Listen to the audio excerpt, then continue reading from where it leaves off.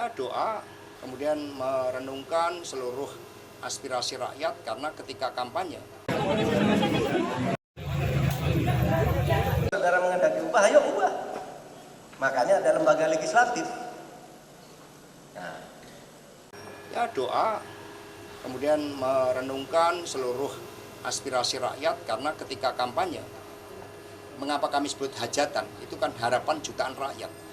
Banyak yang menuliskan harapan-harapannya kepada Pak Ganjar agar ada lapangan pekerjaan untuk anak-anak muda, kesempatan sekolah, pendidikan vokasi ke luar negeri, bahkan per desa pun ada yang mengatakan 3 orang dikirim dari desa untuk mengembangkan hal-hal yang menjadi keunggulan desa, KTP Sakti. Jadi seluruh janji-janji kampanye dan aspirasi rakyat itu kami kompilasikan.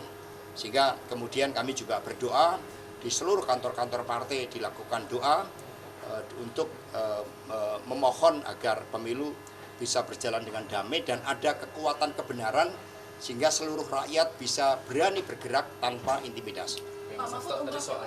Iya.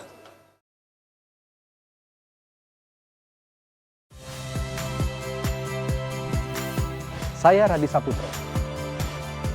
Saksikan program-program Kompas TV melalui siaran digital, pay TV dan media streaming lainnya. Kompas TV, independen, terpercaya.